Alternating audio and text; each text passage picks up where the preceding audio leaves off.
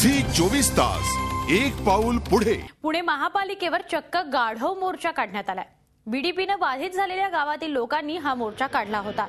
पुणे महापालिकेमध्ये 1997 साली समाविष्ट झालेल्या 22 गावांमधील टेकड्यांवर बीडीपीचं आरक्षण टाकण्यात आलंय।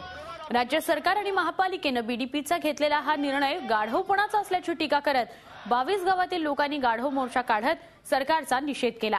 टेकड्यांबरोबरच गावठाणांवर देखील बीडीपीचं आरक्षण टाकण्यात आलंय। हे आरक्षण हटवावं अशी मागणी यावेळी करण्यात आली। या ठिकाणी वडगाव बुद्रुकच्या 10,000 घरांवरती बीडीपीचं आरक्षण महाराष्ट्र शासनाने टाकलेलं आहे। त्याच्या विरोधामध्ये आम्ही या ठिकाणी डोंकी मोर्चा म्हणजे गाढव मोर्चा या ठिकाणी महापालिकेच्या विरोधामध्ये काढलेला आहे। 10,000 लोकांच्या घरांचा प्रश्न या ठिकाणी निर्माण झालेला आहे आणि हा प्रश्न जर सोडवला नाही तर आम्ही पुढच्या काळामध्ये 8 दिवसानंतर मंत्रालयावर सुद्धा मोर्चा मुख्यमंत्र्यांच्या विरोधात या ठिकाणी काढणार आहोत। आणि या ठिकाणी डोंकी मोर्चाने आम्ही हे दाखवून दिलेलं आहे की तुम्ही जो निर्णय घेतलेला आहे हा जो निर्णय आहे हा चुकीचा आहे, लोकांना अन्यायकारक आहे।